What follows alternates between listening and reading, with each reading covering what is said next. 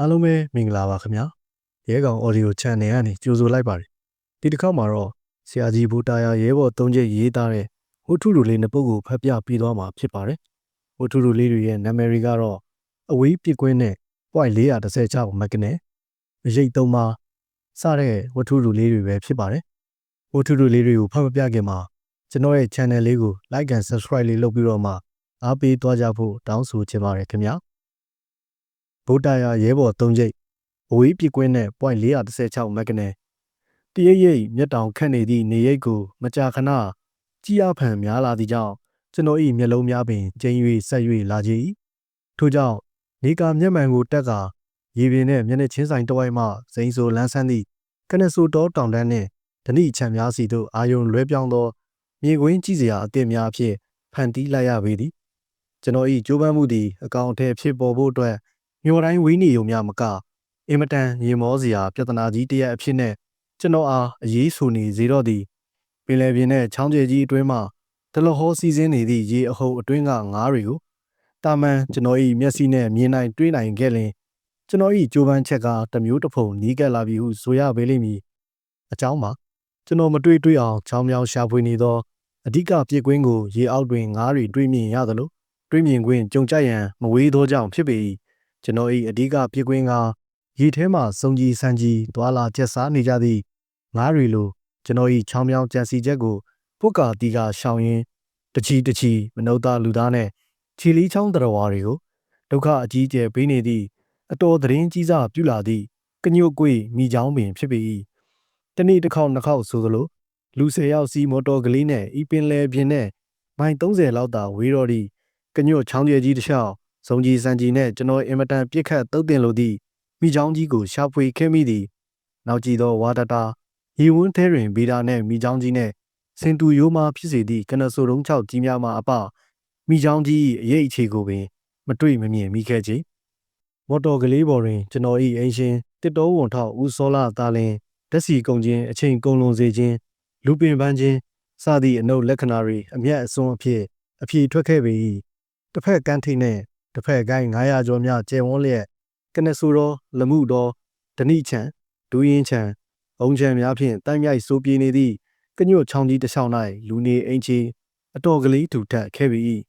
တငါလေလို့ခြံလို့ဓနိဖက်လုပ်ငန်းတစ်ခုတ်ချင်းဒင်းရောင်ချခြင်းလုပ်ငန်းများကြောင့်ချောင်းရိုးတစ်လျှောက်တွင်မော်တော်သင်္ဘောငယ်လေးများဝန်တင်လေးများတစ်ဖောင်ငယ်များထင်းလေးများသည်ဥဒဟုပြာပန်းခတ်တဲ့ကဲ့သို့စီးပွားရေးလမ်းကြောင်းကြီးဖြင့်အသက်ဝင်ခဲ့ပြီကညွတ်ချောင်းဖျားမှပင်လယ်ဝါအထိ45မိုင်ခန့်အလျားရှိသည့်ကညွတ်ချောင်းကိုအမိပြုတ်ကတဝဲခရိုင်၏ပင်လယ်ကမ်းခြေတစ်ခု၏ရက်တီမှုတရုပ်ကိုပေါ်လွင်စေခဲ့၏တို့ရတွင်လွန်ခဲ့သောနလပိုင်းကစ၍ပင်လယ်ဝါနှင့်10မိုင်များသာဝေးသည့်ချောင်းရိုးတစ်လျှောက်လုံးအဖို့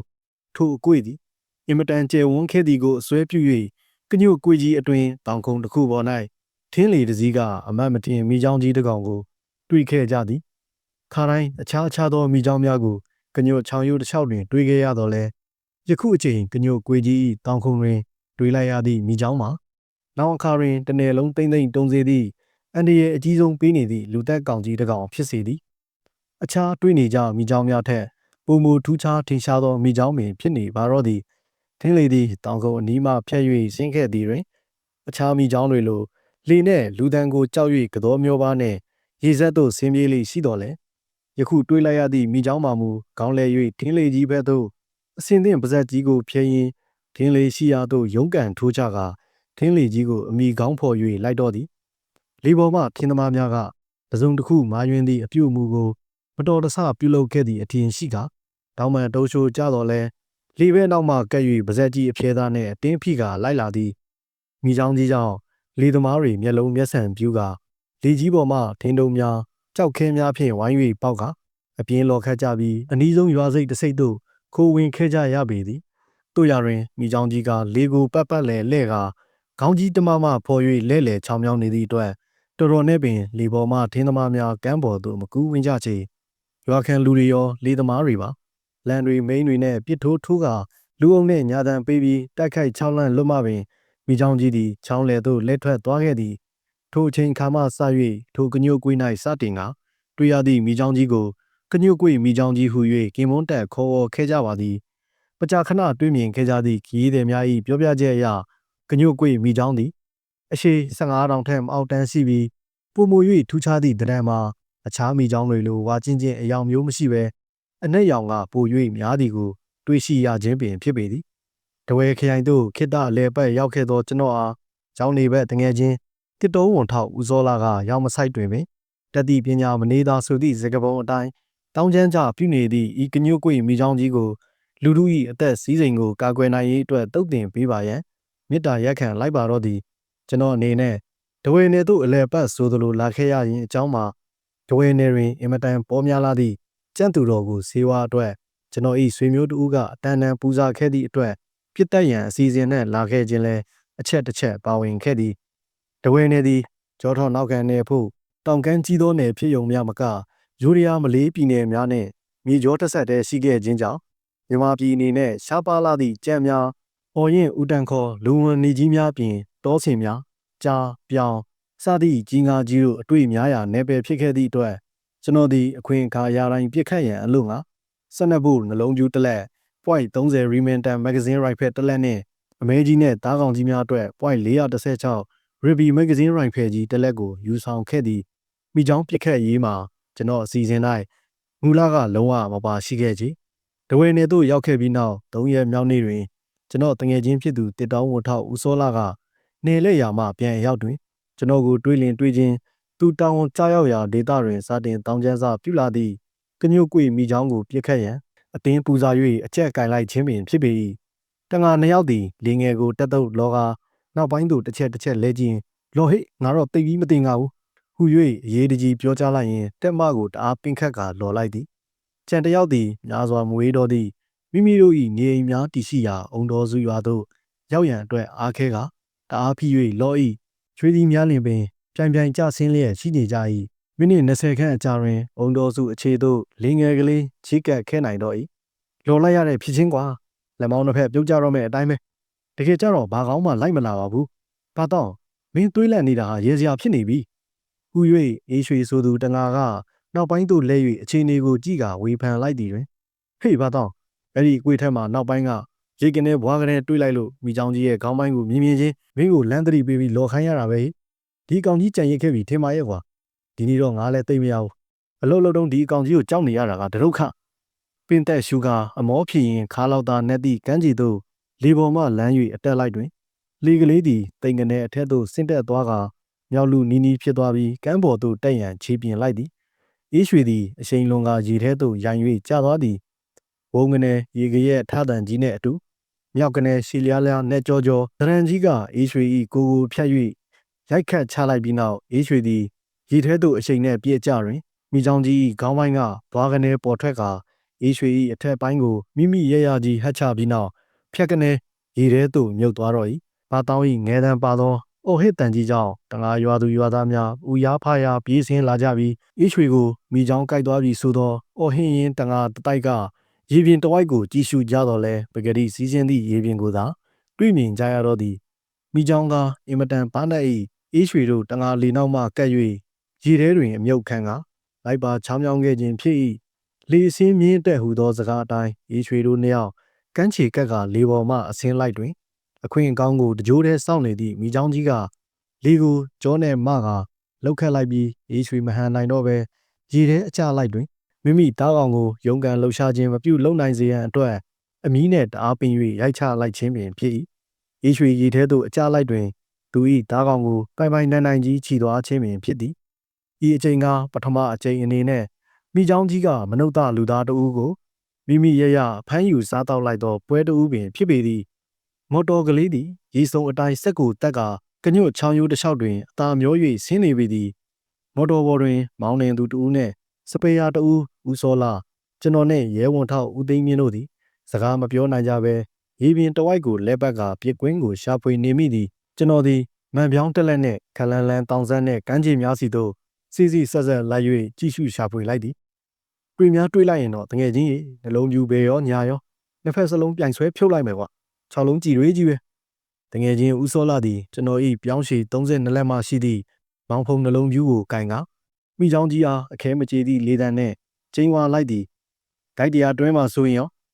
ထိုက်တရာအတွင်းမှာဆိုရင်တီလောက်အောင်တော့ဒဏ်ရာရနိုင်ပါတယ်အဲ့ဒီထက်ဝေးရင်တော့တိတ်စိတ်မချရဘူးတကယ်ချင်းဖောက်ထွက်အားမရှိတဲ့အတွက်ပဲမှန်ပါတယ်ကြည်စံကဒီပြင်နှလုံးမျိုးကြည်စံတွေလို့နလန်မာခွဲမဟုတ်ပဲမက်ကတဲ့မျိုးစားသုံးလက်မတွေမို့ခိုက်တရာအတွင်းမှာအထိနာနိုင်ပါတယ်ကျွန်တော်ဒီစက်နှဖို့စက်ကူကြည်စံရန်အားနဲ့ပတ်သက်၍ထိရောက်မှုအခြေအနေကိုရှင်းလင်းပြသလိုက်သည်တွင်ရဲဝန်တော်ဦးသိန်းမြင့်ကသူ၏.44 Winchester အောက်ဆွဲမောင်းရိုင်ဖယ်ကိုပေါင်ပေါ်တွင်အသာတင်လိုက်ပြီးဒါဖြင့်ကျွန်တော်.44 Winchester ရောဘလို့သဘောထားမလဲဘုံမူကြီးတို့ဆက်တို့တော့ပြင်းရတာကြီးမို့ပဲဟူ၍သူ၏တနက်အခြေအနေကိုမေးလိုက်၏ဦးသိန်းမြင့် Winchester Rifle ကအနီးကပ်ပစ်ဖို့အသင့်တော်ဆုံးပါပဲဒါပေမဲ့ဂိုင်းနေရာထက်ဝေးသွားရင်ကြည်စံအသွားတိတ်မတိကြတော့ဘူးခမဘာဖြစ်လို့လဲဆိုတော့.44ကြည်စံကကြည်စံဘူးပမာဏတုတ်ခိုင်နေဒါပေမဲ့နောက်ပိုင်းကရမ်းချိန်ရဲ့တွန်းကန်အားဟာအချိန်စ150မှ200ဂရိန်ဟာအများဆုံးရမ်းချိန်ရှိခဲ့တော့အနီးကပ်တွန်းကန်အားသာများပြီးအဝေးပစ်တဲ့အခါမှာကြည်စံဘူးကအပေါ်ရန်ကကွေပြီးတော့ပြင်မက်ကိုကြားရတဲ့အတွက်အချိန်စအဝေးအတွက်စိတ်မချရဘူးဗျအဝေးပြင်မက်ကိုထိမှန်မှုကလည်းခင်သလောက်ခီးမရောက်တတ်ပါဘူးကျွန်တော်ဒီ.44 Winchester Rifle ၏ကြည်စံအားအကြောင်းကိုရှင်းလင်းပြသလိုက်ပြီးအဝေးပစ်မှာ.44 Winchester ထက်ပိုစိတ်ချရတာကစစ်သုံး.303အင်္ဂလိပ် Rifle နဲ့ဂျပန်ပြောင်းရှည်6မီလီမီတာ Rifle ဖြစ်တယ်ဗျသူတို့ကအနီးကပ်ပစ်ခတ်မှုမှာ.44 Winchester လောက်မပြင်းထန်ပေမဲ့အဝေးပြစ်မှတ်ကိုတော့.44 Winchester ထက်ပိုပြီးတော့ထိမှန်နိုင်တယ်။ဘာကြောင့်လဲဆိုတော့အဲ့ဒီစစ်သုံး Rifle ရဲ့နောက်ပိုင်းရန်အားဟာရှေ့ပိုင်းကခဲဘူးကိုထိထိရောက်တွန်းကန်ပို့နိုင်စွမ်းရန်အားရှိနေတာကိုဗျ။ဦးစောလာသည်ဆက်လက်၍မင်းကင်တဲ့.416 Rifle အခြေအနေရောပြောစမ်းပါဦး။မိချောင်းပစ်ဖို့ဘလို့နေမဲဆိုတာကိုဥ၍မေးမြန်းလိုက်ရာအမှန်က.416 Ruby Rifle ကမက်ဂနယ်အမျိုးအစားပဲဖြစ်တဲ့တကယ်ချင်းဥပမာမက်ဂနယ်ဆိုတဲ့အဓိပ္ပာယ်ကရန်အားပိုမှုကြီးမားခြင်းလို့ဆိုလိုတယ်။ဒါကြောင့်.395 Rifle, .404 Rifle, .416 Rifle ရဲ့.423 Rifle တွေကမက်ဂနယ်အမျိုးအစားတွေပဲဖြစ်တဲ့အဲ့ဒီပြောင်းဝအခြေရှိတဲ့ကြီးစံတွေကိုတစ်စိတ်လေးလာရင်တော့ကြီးစံထက်နောက်ပိုင်းရန်အိမ်ဖြစ်တဲ့ကြီးခွေကပိုရှိပြီးတော့ဖင်ပိုင်းမှာကပတ်သဘောမျိုးပတ်ထားသလိုကြီးကွာကိုနှစင်းတက်လှုပ်ထားရတာအဓိပ္ပာယ်ကတော့ရန်အားပိုထည့်ထားလို့အရေးရှိလို့ပြစ်တဲ့အခါမှာဖင်ပိုင်းကရန်အားများတဲ့အချိန်ကြောင့်ပွင့်မထွက်ပြတ်မထွက်သွားဖို့ပဲဟုတ်ပြီတကယ်ချင်းကြီးစံမှုသွားလာတဲ့အခါမှာတာမန်ရိုင်ဖယ်တွေနဲ့ဘလို့ပူထူးတယ်လဲဟိဦးစောလာကမေးမြန်းသဖြင့်ထူးတဲ့အချက်ကမက်ဂနယ်ကြီးစံကပြည့်လွင်တဲ့အခါမှာဝလုံးတို့တန်းသွားတာဒီပြင်ရန်အားနေတဲ့ကြီးစံတွေလိုကြီးစံဘူးကအပေါ်ကဝိုက်ပြီးမိုးပြီးပြစ်မှတ်ကိုအုပ်ထိမထိပဲတန်းထိုးထိလေရှိတယ်ဥ၍ကျွန်တော်ကမက်ဂနယ်ကြီးစံအကြောင်းကိုရှင်းလင်းပြောပြလိုက်ရ၏ကျေးဇူးပါပဲဘုံဦးကြီးခုမှရိုင်ဖယ်ချင်းတူပေမဲ့အခြေအနေချင်းကွာခြားတာကိုနားလေသဘောပေါက်ပြီးတော့တယ်ဗျာဦးသိန်းညွန့်ကကျေးဇူးတင်စကားပြောလိုက်သည်ကိုင်းဟိအောက်ကွေးကကြက်တောင်စုရွာကိုခဏဝင်ပြီးတော့အခြေအနေစုံစမ်းကြရအောင်ဦးစောလာကမော်တော်မောင်းသူကိုအမိန့်ပေးကမော်တော်ဦးကိုရွာကလေးတီယာရေစိတ်စီတို့ဦးတင်မောင်းနေစေပါသည်ရွာကလေး၏ရေစိတ်တစ်သားတရားကလေးအနီးသို့ကပ်၍ရွာတကြီးအမိကိုခေါ်ကကျွန်တော်တို့ကမော်တော်ထဲမှစောင့်ဆိုင်နေမိသည်တခဏအတွင်းမော်တော်၏ဝမ်းအောက်မှတစုံတရာခွန်အားရှိသောတတော်အားတစ်ကောင်ကပင်း၍လှုပ်လိုက်သလိုမော်တော်သည်ငိမ့်ကနေတီတီတသားကြီးလှုပ်သွားသလိုတီးလိုက်ရ၍မော်တော်မောင်းသူတဝဲသားကချက်ချင်းပင်မော်တော်ဝမ်းပိုက်အကမိချောင်းဝင်ပြီးတော့ကြောနဲ့ဆမ်းပြီးထမ်းကြည့်တာဘုံကြီးဟူ၍အရေးတကြီးသတိပေးလိုက်ရာကျွန်တော်တို့လူကြီးသုံးဦးသည်နားနဲ့မော်တော်ဝမ်းပြင်ကိုကပ်ပြီးအသာနားထောင်လိုက်၏မကျော်သောအရာဝတ္ထုနှင့်မော်တော်ဝမ်းပြင်ကိုပင်၍ထိခိုက်တံများတကြစ်ကြစ်ကြားလိုက်ရပြီးမော်တော်သည်မတိမတာလှုပ်လာပြန်သည်ဟုတ်တယ်ပြဦးစောလားအကောင်ကြီးကြောနဲ့ထမ်းနေတယ်ဗျလက်ပစ်ဘုံကိုပင်ဖြုတ်ပြီးရေထဲချလိုက်ရရင်မကောင်းဘူးလားဟူ၍ရဲဝန်ထောက်ဦးသိန်းညွန့်ကသူ၏ကပတ်၌ချိတ်ထားသည့်အင်္ဂလိပ်လက်ပစ်ဘုံကိုမာ၍ပြောလိုက်ရာမဖြစ်ဘူးဦးသိန်းညွန့်ရလက်ပစ်ဘုံကွဲပြီးမိချောင်းထိရင်ကောင်းတာပေါ့မော်တော်ဝမ်းကိုထိရင်ကျွန်တော်တို့စခန်းကိုလေနဲ့ပြန်ရလိမ့်မယ်ဗျဟူ၍တောင်းပန်လိုက်ရ၏အခြေအနေကိုစောင့်ကြည့်ရင်ရွာသူကြီးနှင့်နောက်ပါအကြီးကဲများတရားပေါ်မှရောက်လာသည်တွင်ဒီယူဒီဇိုက်နေကြရန်ဦးစောလာကသတိပေးလိုက်ပြီးမိချောင်းကြီး၏အခြေအနေကိုအရေးတကြီးမေးမြန်းလိုက်ရ၏တကြီးကသူရရှိသူ၏သတင်းကိုပို့နေစဉ်တွင်မော်တော်၏နောက်ပိုင်းမှမိချောင်းကြီးရိတ်ကနေခေါင်းပိုင်းပေါ်ထွက်လာပြီးတရားပေါ်ကလူတိုက်အားလမ်းကြည့်လိုက်သည်ကိုရွာသားများကတွေးလိုက်ရပြီးနောက်မိချောင်းကြီးသည်ချက်ချင်းရေထဲသို့ငုပ်ဆင်းသွားသည့်အတွက်ရွာသူကြီးနှင့်လူကြီးများသည်ကမ်းပေါ်သို့တက်ပြေးကဘေးလွတ်ရာမှအကြောင်းစုံတီးသမျှအစီရင်ခံနေကြပါသည်ကျွန်တော်နဲ့ဦးသိန်းညွန့်တို့ရိုင်ဖယ်တလက်စီအသင့်ကိုင်းကမော်တော်တဝိုက်မှနောက်ထပ်မိချောင်းကြီးပေါ်လာမည်ကိုစောင့်ကြည့်လိုက်ကြသည်တို့ရတွင်ရေလေလောက်စီမှတစ်ချက်ရိတ်ကနေခေါင်းပိုင်းနှင့်ကြောပြင်ရေးကိုရေပေါ်တွင်ပေါ်ကပြလိုက်သည်တွင် ရိုင်ဖယ်နှင့်လမ်း၍ထိုးချိန်ချိန်လိုက်သည့်တခဏ၌မိချောင်းကြီးသည်စုပ်ကနေရီအောက်သို့ငုံရှိုးသွားပြန်တော့၏ဒီလောက်အတင်းရဲနေဒီကောင်ကြီးကမကြမီတေအောင်တော့မှာပဲဝန်ထောက်မင်းတတိနဲ့သာသွားကြလာကြပြီးတော့လေစင်းအတက်မှာပို့ပြီးတော့ဂီယူဆိုင်ကြပါဗျာရွာတကြီးကကျွန်တော်တို့လူစုကိုကံပေါ်မှရက်ကသတိပေးမှကြားလိုက်လေသည်အင်မတန်ချိန်ရခက်သောရုတ်တရက်မြင်ရုတ်တရက်ပြောက်ကွယ်သည့်ပြစ်ကွင်းကိုကျွန်တော်သည်မကြည်မနှံ့နှင့်ပင်ရိုင်ဖယ်မောင်းကိုပြန်လျှော့ကာချလိုက်ရပြီတော့သည်ရွာရင်းကလေးမိဘရှင်များ၏မြစ်စိတ်စီတို့သူတို့သားသမီးငယ်များမသွားစေရန်ခုံငင်တန်များသည်စူညံစွာပေါ်ထွက်လာပါတော့၏ကျွန်တော်တို့မော်တော်လဲချောင်းလဲသို့စက်ကိုဖွင့်ကာလက်ထွက်ခဲ့ကြသည်6ရက်မြောက်သောနေကင်းပိုင်းကာလသို့မဟုတ်မိချောင်းကြီးတရင်အစအနာကိုလုံးဝမကြားခဲ့ရသည့်6ရက်လွန်မြောက်သောနေကင်းအချိန်ပင်ဖြစ်ပါသည်ကျွန်တော်သည်ဦးစောလာ၏တစ်တော်ဘူရဲရှိရာကြောင်ငူရွာကလေးတွင်စခန်းချရင်းနေကင်းတီးအိတ်ခဲ့ရမှအညောင်းပြေကန်းနာစီသို့ထွက်ခဲ့မိသည်ဘူရဲနှင့်ချောင်းစိတ်ကပ်နေသည့်ကြောင့်ရိုင်ဖယ်ကြီးကိုမယူတော့ဘဲ .30 ရီမင်တန်ရိုင်ဖယ်ကိုလွယ်ကျိုးနှင့်လွယ်၍ရေစိတ်သို့ဆင်းခဲ့သည်ဖောင်များလေများသည်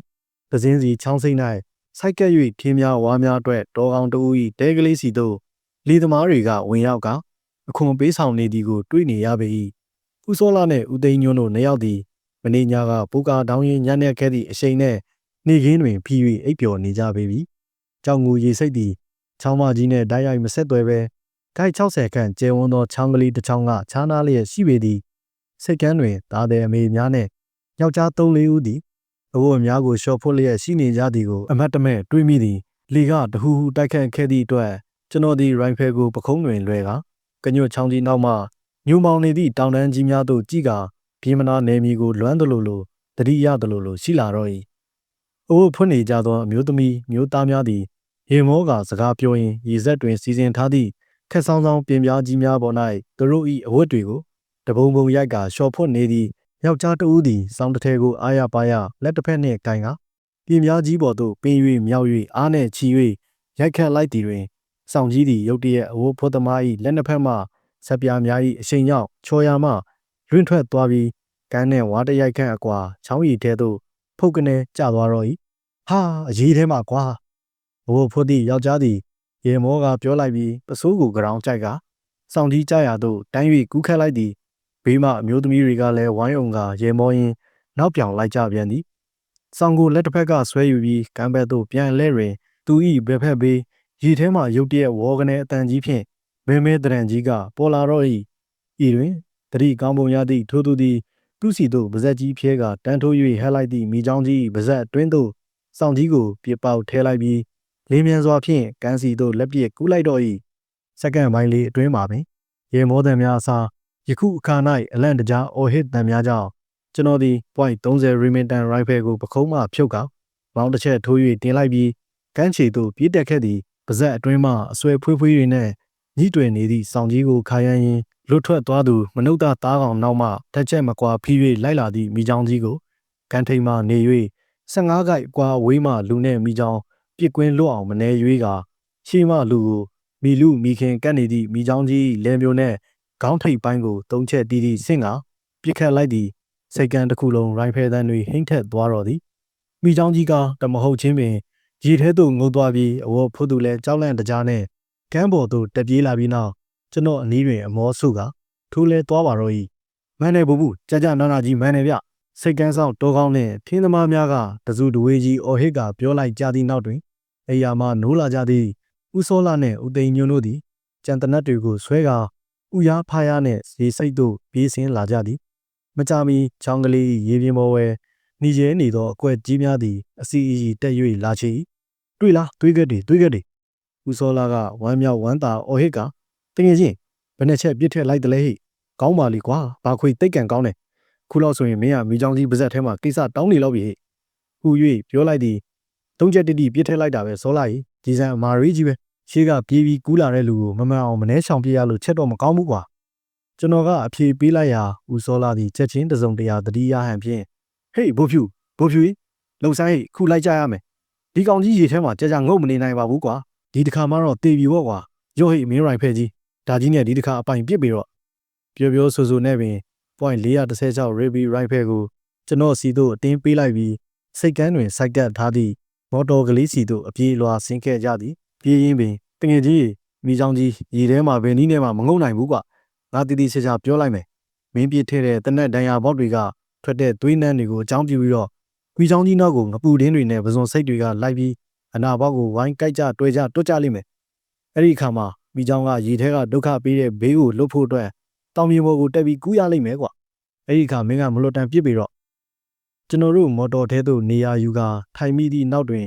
်မော်တော်ဒရိုင်ဘာသည်စက်ကိုညင်သာစွာနိုး၍ချောင်းကျယ်ကြီးအတွင်းသို့ခုန်မောင်းခဲ့လေ၏ကျွန်တော်ကမှန်ပြောင်းတဲ့ချောင်းကမ်းများတစ်လျှောက်ကိုကင်းထောက်လက်မိချောင်းကြီးကိုရှာဖွေခဲ့သည်ဟေးဘိုးဖြူရွာအောက်ကတောင်ခုံကိုတစ်ချက်ကြည့်စမ်းအဲ့ဒီနေရာမှာလူသိပ်ရှင်းပြီးတော့ရေလယ်မှာပေါ်နေတဲ့တောင်ခုံဖြစ်လို့ဒီကောင်ကြီးမုတ်ချတက်လူရမယ်ဦးစောလာကအမိန့်ပေးလိုက်ရာမော်တော်သည်စက်ကုံဖွင့်ကကညွတ်ချောင်းအောက်ပိုင်းသို့စုံစင်းခဲ့သည်တမိုင်ခန့်အကွာတွင်တဲဖွေဖွေနှင့်တောင်ပြင်ကိုမှန်ပြောင်းအတွင်းမှလမ်း၍တွေးလိုက်ရပြီတိတိကျကျရှာကြဟိဒီကောင်ကြီးမုတ်ချတက်လူရမယ်ခုလောက်ဆိုရင်ငပူရင်းတွေကအုံနဲ့ချီပြီးတော့သူ့အနာပေါက်တွေကိုကြာနာနာကြီးတွယ်လောက်ပြီကွာ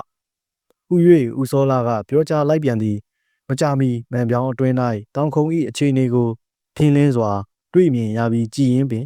မှန်ပြောင်းအတွင်း၌ဘွားကနေတောင်ခုံ၏အရှိဘက်အစမှမိချောင်းကြီးတောင်ခုံပေါ်သို့တအားထိုးတက်နေသည်ကိုတွေ့ရပေသည်တက်ပြီဟိစောလိုက်အရှိဘက်ကတက်နေပြီကျွန်တော်ကပြောလိုက်ရာဦးစောလာသည်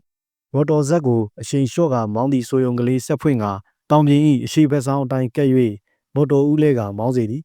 ရှေ့ကကိုင်းဖုတ်စူးစူနာရောက်ရင်ဆက်ကိုအကုန်ရက်ပြီးတော့အသာမျိုးချ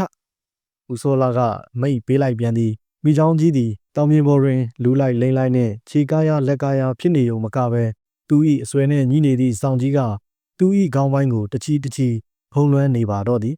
ကျွန်တော်က .416 Ruby Rifle ကိုမောင်းတစ်ချက်တင်လိုက်ပြီးကျွန်တော်တို့လိုက်ပါလာသည့်မော်တော်နှင့်တောင်ခုံ၏အကွာအဝေးကိုခံမှန်းလိုက်ရပေသည်ကျွန်တော်ကစက်ကိုပိတ်ကာရေစီးချောင်းတိုင်းတောင်ခုံ၏အနောက်ဘက်မှကပ်၍မျောရင်ဘူဖြူကကျွမ်းကျင်စွာဖြင့်တောင်ခုံနှင့်မတိုက်မိစေရန်စတီယာရင်ကိုထိန်းကင်လာတော့သည်တောင်ခုံနှင့်မော်တော်ယာဉ်သည်ဂိုက်တရားအစိတ်သို့ကြီးကပ်လာတော့သည်မိချောင်းကြီးကအမီးကြီးကိုတပုံပုံရိုက်ခတ်ကာလူလိမ့်သဖြင့်ရွှွန်များတဲမုံများတထောင်ထောင်ထနေတော့၏တို့ရရင်မိချောင်းကြီးသည်လူလိမ့်ရာမှရေပြင်သို့ခေါင်းအလဲလိုက်တွင်ဇက်တံမပေးဘဲဆင်းလာသည့်မော်တော်ကိုမြင်သွားတော့၏ထို့ကြောင့်ရေပြင်စီသို့လဲ၍ဆင်းရန်ခေါင်းလဲကအာယူလိုက်သည်နှင့်တပြိုင်နက်တည်းပြစ်ဒဏ်ကောင်းဂိုက်တရားချိန်ခွင်းအတိုင်းကျွန်တော်၏.416 Ruby Rifle ကမိချောင်းကြီးလက်ညွန့်ကိုအတင်ချိန်ထားရမှပစ်ချလိုက်တော့၏တစ်စက္ကန့်လျင်2310ပေအမြန်နှုန်းဖြင့်ပြောင်းရည်များအတွင်းမှလက်ပတ်ထွက်ခွာသွားသောကြည်စံအမာဖူးသည်ထိုးချရန်ဟန်ပြင်းနေသည့်မိချောင်းကြီး၏လက်ညွန့်ကို410ရန်ဂရိန်၏ပောက်ကွဲတွန်းကန်မှုဖြင့်ဒုံကနေထိမှန်ဖောက်ထွက်သွားပါတော့၏တကူလုံးခါထွက်သွားပြီးအမြီပိုင်းကတပုတ်ပုတ်ရမ်းကာမိချောင်းကြီးသည်ချက်ချလဲထွက်သွားပြီးနောက်ငြိမ်ကျသွားပါသည်ဦးစောလာသည်စိတ်မချသေးသည့်အတွက်.30 Remington Rifle နှင့်နှစ်ချက်တိတိချိန်ကာပြစ်ခတ်လိုက်သည်မိချောင်းကြီးကတစ်ချက်ကလေးမှမလုပ်တော့ဘဲထောင်စဉ်ငြိမ်သက်နေချပြီတကားမော်တော်ပေါ်မှ10မိနစ်ခန့်ထိုင်၍အခြေအနေကိုစောင့်ကြည့်ပြီးသည့်နောက်တွင်လိုက်ပါလာကြသည့်ရွာသား၄ဦးကမနီလာကျိုးခွေများဖြင့်ရဲရဲတင်းတင်းပင်မိချောင်းသေးကြီးကိုတိုင်း၍ချီနှောင်ကာမော်တော်၏ဘေးတွင်ကပ်၍ကြောက်ပူစခန်းသို့ပြန်မောင်းခဲ့ကြပါသည်ကမ်းညော့လူခမန်းစူးအောင်၍ကြီးနေကြသည့်ရွာသူရွာသားများနှင့်အတူကျွန်တော်သည်မိချောင်းကြီးဒဏ်ရာတန်ချက်များကိုလေ့လာကြည့်ရှုသည့်အခါတွင်ပထမ3ချက်ပြစ်ခတ်ရာ၌နှစ်ချက်တီးလေဘင်းနှင့်ခေါင်းပိုင်းကိုထိမှန်သွားသည့်ကြည်စံအပေါက်ရာကိုတွေ့ရပြီး.416 ရိုင်ဖယ်၏ပြစ်ချက်သည်လက်ညွန့်နှစ်ဖက်ကိုမှန်ကာတလန်းမှမလုံနိုင်တမ်းမိချောင်းဇက်လန်ညီကုန်းချုပ်ခဲ့ကြောင်းကိုတွေ့ရပြီငါ့ကိုကူညီခဲ့တဲ့အချက်လက်တွေထဲမှာဒီတချီမင်းတို့ကကျေးဇူးအတင်ဆုံးပဲတကယ်ချင်းဦးစောလာသည်ကျွန်တော်၏ပခုံးကိုအားရပါရဖက်၍ပြောလိုက်၏အေးကွာငါပြစ်ချင်တာကကြံ့သူတော်ခုပြေးရတာကမိချောင်းဘာပဲဖြစ်လေငါဖို့တော့အပြင်းပြေးသွားတာပေါ့စောလာရကျွန်တော်ကဤသို့အဖြေပေးလိုက်သည်တွင်ကျွန်တော်အနေနဲ့တော့နေလုံချုံမှုအေးချမ်းမှုအတွက်ထိတ်ဆုံးကကျေးဇူးတင်ရပါလိမ့်မယ်ခင်ဗျာဥ၍ရဲဝန်ထောက်ဦးသိန်းညွန့်ကဝင်ရောက်၍ပြောလိုက်ပြန်တော့သည်မုတ်ဆိုးတန်တရာကလဲပေအုံတော်မီတကားဘူတာယာရဲဘော်၃ချက်ရဲ့အဝေးပစ်ကွင်းနဲ့.416 မက်ဂနယ်ဆိုတဲ့ဝတ္ထုတူဇလန်းလေးပြီးဆုံးပါပြီခင်ဗျာဆက်လက်ပြီးတော့အရေး3ပါးဆိုတဲ့ဝတ္ထုကိုဖတ်ပြပေးသွားမှာဖြစ်ပါတယ်ဘူတာယာရဲဘော်၃ချက်အရေး3ပါးလေကလေးတုတ်ဖြူလိုက်တိုင်းအင်တိုင်းတောကလေးသည်တွက်ခါအောင်တုံလို့လျက်ဘေးညာရိမ့်နှဲ့နေတော့သည်အင်ပင်ပေါက်ကလေးတွေထိပ်ဖြားကပရစ်ဖူးကလေးတွေကလည်းလေးပြ၌တစ်ဖြက်ဖြက်ကွန်မြူးနေပါတော့သည်ငှက်ခါတစ်ကောင်သည်ကဲကနေအော်မြည်ရင်ဗရောက်ပင်ထိတ်မှတအားပြေး၍ မြေပြင်စီတို့ထိုးကသူ၏အစာပရိတကောင်ကိုဆွေကနေထိုးတုပ်ဖမ်းလိုက်လေသည်အမီးဖွားဖွားကလေးနှင့်ညိုရောင်တန်းကနေသောယုံကလေးတကောင်သည်ဘဲကင်းစီတို့လွားကနေခုန်၍ဝင်သွားလေသည်တက်ရှိတရဝါတွေသည်လောကမြေပြင်ပေါ်၌မီတင်းကမိမိတို့အသက်ရှင်ရေးအတွက်ဘဝတိုက်ပွဲဆင်နေကြခြင်းသာဖြစ်ပေသည်တို့ရာတွင်ညိုလေးတကောင်အဖို့၌မိမိ၏ပတ်ဝန်းကျင်တစ်ဝိုက်မှဒေါတောင်ရီမီခြုံလွာပိုက်ပေါင်းရကုံဟေဝံစသည်တို့ကိုတန်းအော်ကြီးကအစာစားလိုက်မြူးလိုက်နှင့်သူ၏ရှီရေးကိုတစုံတရာမျောတွေးမိပုံမရပါညိုလေးသည်သူ၏ချစ်ခင်သောမိခင်ကြီးကခွဲခွာ၍သူအားဒေါ်ကြီးအလယ်၌စွန့်ပစ်ခဲ့သည်မှာ9 နှစ်5မိုးရှိခဲ့ပေပြီညိုလေးသည်တခါသူအားစွန့်ပစ်သွားခဲ့သူမိခင်ကြီးအားလွမ်းတသလိုဝမ်းနည်းသလိုတတိယစိတ်ကလေးတွေပေါ်၍လာသေးသည်တို့ရာတွင်သူကဲ့သို့ဝါလေးတို့အတိုင်းမှဝါလေးတကောင်၏အဘွားအဖြစ်ကိုမြင်ရမှစိတ်တွေဖြေနိုင်ရှာလေသည်ညိုလေးသည်ကိုဝမ်းကိုချောင်းကိုအစာကိုရှာလျက်ကိုအသက်လုံခြုံမှုကိုဘာသာရှေးရှုနေရသောတကူတော်ဘဝသာဖြစ်ခဲ့သလောက်သူ၏ဘဝတွေးကြုံကလည်းသူအားတကူတော်နေရမှုအတွက်စိတ်ချလာစရာအထောက်အပံ့အကူအညီတွေဖြစ်စေခဲ့၏သူနားလည်လိုသောဘဝသင်ခန်းစာအချက်မှာသူ၏လွတ်လပ်မှုနှင့်သူ၏ကိုယ်ကိုသူသာလျှင်ပိုင်ဆိုင်သည်သူဘဝအသက်ရှည်ရေးအတွက်ညိုလေးကသာဖန်တီးရှေးဆောင်ရမည်ဟုသောယုံကြည်ချက်ပင်ဖြစ်ပါသည်ညိုလေး၏အဖော်များသည်စောစောသူစီတို့အလဲအပတ်အဖော်အဖြစ်နှင့်ခိတ္တခဏလောက်သာလာတတ်ပြီးနှကောင်အတူနေလိမ့်မရှိသောဓလေ့ဘာသာကြောင့်မကြာမီခွဲခွာ၍ကိုဘဝကိုကြောင်းရေးခီးစဉ်ဝါဒအတိုင်းတော်မြိုင်တမြိုင်ချိုတချို့စီတို့သာဦးတည်၍သွားမြဲဖြစ်ပါသည်တကူလုံးနီဒီဖက်ကနေပြီးညိုရင်ရောင်ပြေးနေသောအမွေးတူကလေးများကိုကာယတုတ်ခိုင်သလောက်တီးသွယ်ပြီးကြစ်လက်သောခြေထောက်လက်ထောက်များသူ၏နောက်ပိုင်းမှတထွာခန့်ရှိတိုနန်းနှင့်အမီးကလေးဒီမှရှိကြတွင်တီးသွယ်ဖြောင်းတန်းသောလဲတိုင်းအရေးအကြီးဆုံးဖြစ်သည့်ရန်သူများအားကြောက်เสียလန့်เสียမြင်เสียကြားเสียမှန်သမျှကိုတီးမြင်ကြားနိုင်သည့်ရှီသွဲနှစ်ရွက်နှစ်ဖက်ကြည်လင်သလောက်လင်လာသောမျက်စိနှလုံးရှေ့ဆုံးမှာရန်သူတွေကိုအနံ့ခံယူနိုင်သော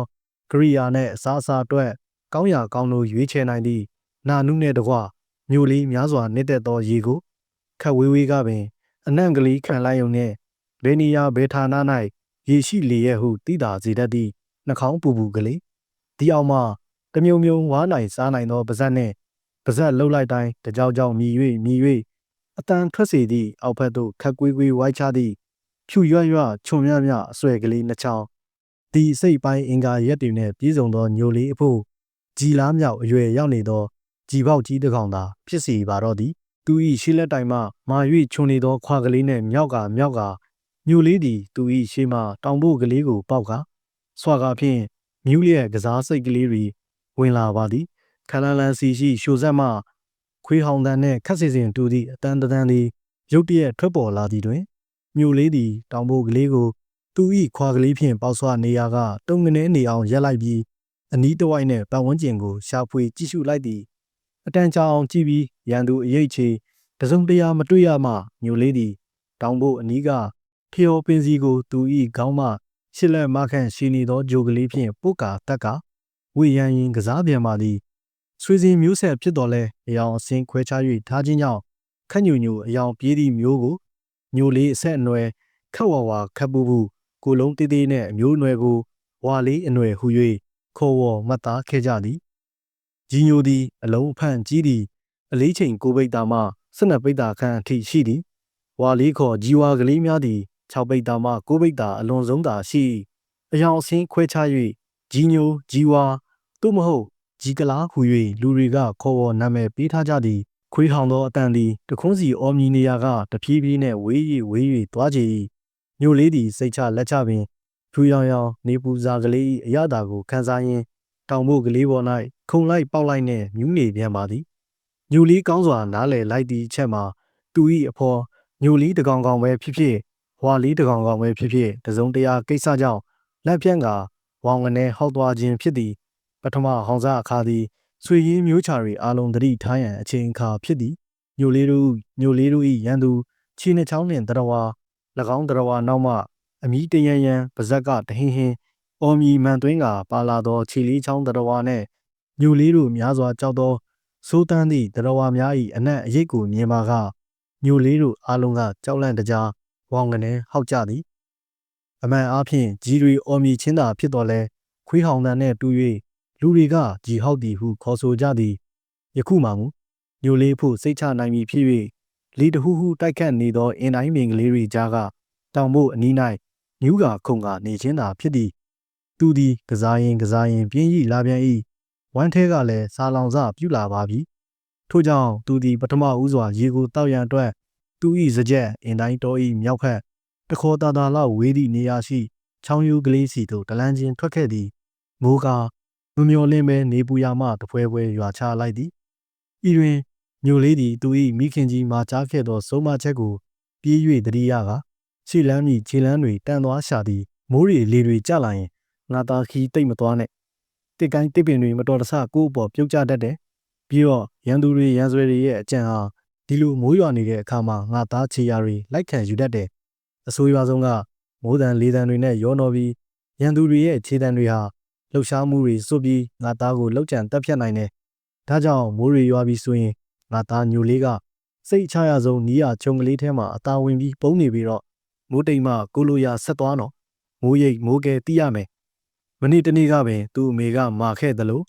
ညိုလေးသည်သူ၏နားနှစ်ဖက်၌ကြားနေသောင်ရှိချေ၏ထို့ကြောင့်ညိုလေးသည်သူ၏ညာဖက်ရှိငပြောတော်ကလေးနှင့်တစ်ဆက်တည်းပြေးနေသောဒေါ်စုပုတ်ခြုံထဲသို့အသာကလေးရှို့ဝင်၍မိုးခိုရင်ပုံအောင်နေလိုက်လေသည်တအောင်ဆိုသည်မှာတနာရီခန့်သောကာလညိုလေးတို့ဖို့အချိန်ပိုမိုကြာရှည်သောကာလဟု၍ခေါ်ရပေမည်တအောင်စောင့်ဆိုင်ခဲ့ရာမိုးကတိတ်သွားပေပြီ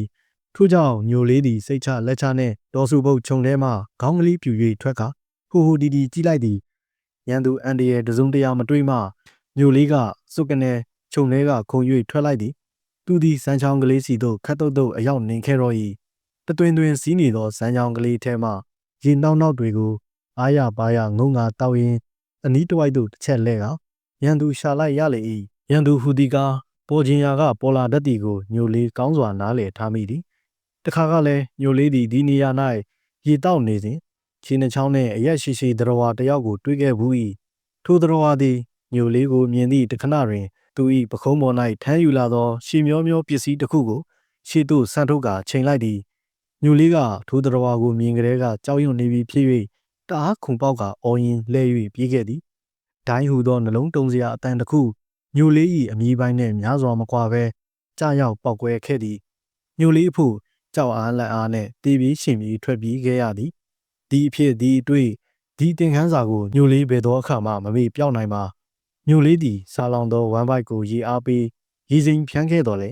သူ၏အနစ်ချိုက်ဆုံးပဲရွက်တွေဝါယုံညွန့်တွေကိုစားသုံးရန်အတွက်ပဲခင်းစီသို့မျောကြည့်လိုက်ပါသည်တို့ရာတွင်ကွင်းပြင်ခတ်ကြကြပဲခင်းစီ၌ခြေနှချောင်းတရဝါတွေအနက်အပြားကုန်းကာထကာလှုပ်ရှားနေ၍ပဲရွက်အတွက်မျောလင့်ချက်မရှိပြီးဒုတိယအချက်ကဝါယုံရွက်နုကလေးတွေမိုးရီစွတ်စွတ်လူထားသည်ကိုအာရပါရလွေးရန်ဖြစ်ပါသည်မြို့လေးကဝါယုံပင်လေးတွေစီတွားရန်ဖြက်လန်းကိုကြည့်လိုက်၏တို့ရာတွင်ထိုဖြက်လန်းကစိတ်မချရသောဖြက်လန်းသာဖြစ်နေ၏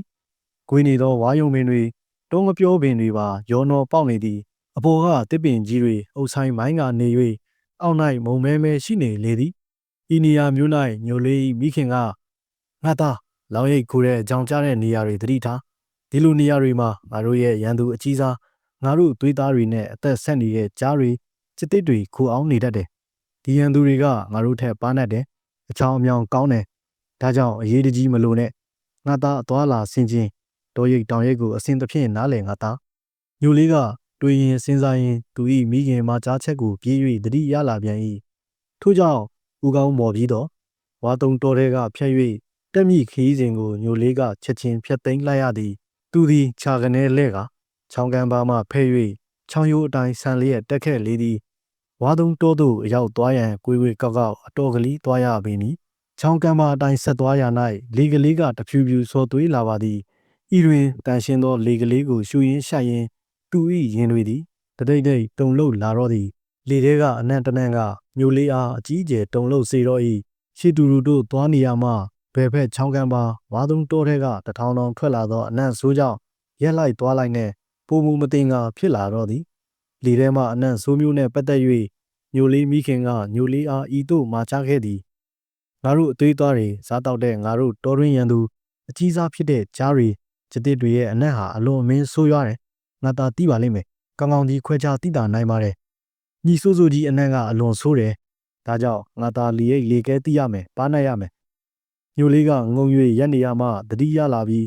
ဝါးတပြန်ခန့်သာချားနေသောချောင်းဤဘဲဖက်ဝါးသုံးတောနှင့်ခက်မြန်ဝေးကွာအောင်အမြန်ခွာထွက်ရန်အရေးကြီးကြောင်းနားလည်လာပါသည်ဘေးအန္တရာယ်တရိပ်နီးလာကြောင်းကိုညိုလေးကကောင်းစွာသဘောပေါက်ခဲ့လိမ့်ပြီးအနံ့များသည်ပုံမူ၍စူးစူးဝါးဝါနံလာချီပြီးထို့ကြောင့်ချောင်းကန်ပါမှအမြန်ဆုံးခွာ၍အလင်းရောင်များများရသည့်ကွင်းကြသောမြက်ခင်းနှင့်တက်ကယ်ပြင်းများပေါက်ရာတောပြုတ်ကလေးစီသို့လွှားကနေပြေးထွက်ခဲ့သည်ညိုလေးတိသည်ကောင်းစွာတိသည်သူသည်တောင်ပိုးအနီး၌မြူးတူးကစားနေစဉ်သူ၏အဖော်တကောင်ကတဝောင်ဝောင်ကြောက်လန့်တကြားဟောက်ခဲ့ခြင်း၏အတိတ်ပဲဇလန်းသည်တထောင်ထောင်ထွက်လာသောအနံ့ဆိုးနှင့်ဆက်ဆက်သည့်အကြောင်းအရာများသာဖြစ်ပေလိမ့်မည်ယခုမှပင်ညိုလေးနားလေသဘောပေါက်ခဲ့တော့သည်အနံ့ဆိုးတော်ဝါသည်သူ့ကိုမဟုတ်သူ့အဖော်တကောင်ကောင်ကိုရရှိရေးအတွက်ချောင်းမြောင်းနေခြင်းသာဖြစ်ပေလိမ့်မည်ဒီလိုနဲ့ညိုလေး၏အဖော်တွေတကောင်ကြီးတကောင်အစပျောက်ခဲ့ကြပြီမဟုတ်ပါလားညိုလေးကပြေးလွှားရင်းနဲ့နောက်ပိုင်းသို့တစ်ချက်လဲ၍ကြီးလိုက်သေး၏မကြာမီကလေးကမှသူရက်၍ရေတောက်ခဲ့သောချောင်း၏လက်ဝဲဘက်ကမ်းပေါ်၌ဝါကြမ်းကြမ်းတွင်အနက်ပြောက်တွေအရှင်းသားနှင့်တစ်စင်ကြီးတကောင်အမိန်သာအခန့်သာရက်လျက်ညိုလီပြေးရာစီသို့မျော်မှန်းကာနေသေးတပခြုံထဲကပြေးနှင်းကြငကြီးဒီတချီနှင့်လွတ်မှာပဲဟူသောဒေါသထွက်ခြင်းစားလောင်ခြင်းမျက်လုံးကြီးတဝင်းဝင်းနဲ့သူ့အားကြည့်နေသည်ကိုတွေးလိုက်ရသည်ညိုလေးကသူပြေးထွက်ရာဖက်ကခမ်းမြင့်မြင့်တက်ကဲဒေါဇက်ကိုအမတ်မထင်တွေးမိသည့်တခဏ၌အပြေးရက်သွားပြန်၏တဘာဝ၏လုံးစော်ချက်ပေလားသို့မဟုတ်ညိုလေး၏ကံကြမ္မာပေလားမသိရထိုတောငပြောပင်ကလေးခန့်သာမြင်သောတက်ကဲတော်ကိုညိုလေးသည်မတင်ကာဖြစ်မိပြန်ပါသည်မှန်ပေသည်မတင်ကာလည်းဖြစ်เสียတက်ကဲတော်စီမှတိုက်သောလေကလေးကလည်းညီဆိုးဆိုးအနံ့တထောင်ထောင်နဲ့ညိုလေးကပြေးပေါက်ထွက်ပေါက်အတွက်အရေးတကြီးစဉ်းစားကြံစနေမိပါသည်ခြေနှချောင်းနဲ့အရက်မြင့်မြင့်သတ္တဝါတွေအလုတ်လောက်ရာဘက်ကိုပင်စွန့်၍လွတ်ရလွတ်ကြောင်းပြေးရမည်လောသို့မဟုတ်နောက်ပိုင်းရှိမြိုင်ဆန်းဆန်းတောထဲသို့ကစုံလွားကာတုတ်ချီတင်ရမည်လောခွဲ၍မရနိုင်ရှာသေးပါတက်ကယ်တော့စီမှအနံ့ဆိုးရွားမှုတွေကိုယူဆောင်လာသောလေပြေသည်တဟူဟူတိုက်ခတ်လာသောအနံ့တွေကပူမူဆိုးရွားလာတော့၏တက်ကယ်တော့ကညိုလေးရက်ပြီးငီးနေရနဲ့ဝါတရိုက်သားသားရှိလေသည်ပုံမီရန်ကောင်းသောနေရသာဖြစ်ပေလိမ့်မည်တကားခါလျာရှိနှင့်တတော်ဝါတကောင်ကမမျော်လင့်သောအချိန်ကာလတွင်တက်ကယ်တော်ထဲမှလေထက်လင်းမြန်ခြင်းဖြင့်ချစ်ပေကန့်မြောက်၍တက်ကမျိုးလေးရဲ့နေရာစီသို့တန်းတန်းကြီးဝါလုံးထိုး၍လွတ်လိုက်သလိုထွက်ပေါ်လာတော့သည်မျိုးလေးကရုတ်တရက်သတိရကမျက်စိရှင်းရှင်းနဲ့မိမိစီသို့ဆိုက်ဆိုက်ခုံ၍အုပ်လာသောအနံ့ဆိုးရွားလာသည့်တတော်ဝါကြီး၏အရိပ်ကိုကွက်ကနေတွေ့ရသည်တွင်ကိုလုံးကလေးမှာတွန်းသွားပြီးလက်တစ်ပြက်အတွင်း၌ပင်သူ၏ကြောပင်ပေါ်သို့ကြားရောက်လူလူတတော်ဝါ၏အရှိန်မှလွတ်စီရန်ညာဖက်သို့လွှာရင်တပေခန့်တိမ့်လိုက်ပြီးကြောက်အားလန့်အားဖြင့်သူ၏နှုံထဲနှင့်အဆွဲဖြင့်တချီထဲမြောက်ကာပင်၍ပက်လိုက်သည်ဒီနောက်မျိုးလေးသည်တဟုန်ထဲခုန်သွားကာရိတ်ခနဲပြေးထွက်သွားပါသည်အရှိန်နှင့်ကျလာသောခါလျားရှိတတော်ဝါသို့မဟုတ်တစ်စင်ကြီးသည်မိမိအားမမျော်လင့်သောအခါရန်သူကြီးပေါက်တကောင်ကအောက်ကနေ၍ပြီးငါပြန်လည်၍ဘာမဟုတ်သည့်အဆွဲနှုတ်နဲ့ကလေးဖြင့်ပက်ချင်းခံလိုက်ရသဖြင့်သူ၏ညာဘက်ပေါင်အောက်၌ပူရှိန်၍သွားတော့သည်မြေပေါ်သို့လေးဖက်ပြေး၍ကျလေသည်အရှိန်နှင့်ဖြစ်၍သူ၏ရင်ဘတ်နှင့်မြေကြီးသည်အုံကနေနေအောင်ဆောင်းလိုက်သေး၏တို့ရတွင်သူ၏အစာကားတခေါ်လောက်သို့လွာကနေပြေးနေနှင်းပြီးတကားတစ်စင်၏ညာဘက်ပေါင်မှသွေးများသည်တစိမ့်စိမ့်ယို၍ကျလာတော့သည်ရာကင်းစလူသူမဲ့သောကွင်းပြင်သို့ရောက်ရှိခဲ့သည့်ညိုလေးကနောက်သို့တပတ်ပြန်လဲကြည့်လိုက်ပြီးကြောက်လန့်မပြေသောစိတ်များဖြင့်ပါဇက်မှတပြေးပြေးလောက်ကဝေါက်ကနေဟောင်လိုက်ပါသေး၏ညိုလေးဖို့တေဘေးကလွတ်ခဲ့လေပြီသူ့အတွက်နောက်ထပ်ရရှိလိုက်သောမမေ့နိုင်သည့်ဘဝသင်ခန်းစာတရက်သာလျှင်သူ့အတွက်အမတ်တရအသေးဆွဲကြံရစ်ပြီတကားမှတ်ချက်အရေးသုံးပါးနားမလဲကြီးတငယ်ကြားစာဖြစ်ဟူသောစကားပုံကိုမိညမ်း၍၎င်းကြီးဆွေနဲ့ကြားပေါင်ပဲ့ဟူသောစကားပုံကိုအခြေခံ၍၎င်းကျွန်တော်တွေးမြင်ဖူးသည့်အမတ်တရဇာတ်ကြောင်းတစ်ခုကိုရေးသားဖော်ပြခြင်းဖြစ်ပါသည်ရိတ်သုံးပါးဆိုတဲ့ဝတ္ထုလိုဇာတ်လမ်းလေးပြီးပါပြီခင်ဗျာအခုဆိုရင်တော့ဟိုတာယာရဲဘော်၃ချက်ရေးသားတဲ့အဝေးပစ်ကွင်းနဲ့ point 416မက်ကနေရဲ့ရိတ်သုံးပါးဆိုတဲ့ဝတ္ထုတွေလေးနှစ်ပုဒ်ကိုနားဆင်ခဲ့ကြရတာဖြစ်ပါတယ်ခင်ဗျာအစိုးရနားဆင်ပေးခဲ့ကြတဲ့ပရိသတ်တယောက်ချင်းစီတိုင်းကိုကျေးဇူးတင်ကြောင်းပြောရင်းနဲ့အခုလိုမျိုးစိတ်ဝင်စားစရာမဟုတ်ဆိုးဝတ္ထုဇာတ်လမ်းတွေနဲ့ပြန်လာခဲ့ပါမယ်ခင်ဗျာ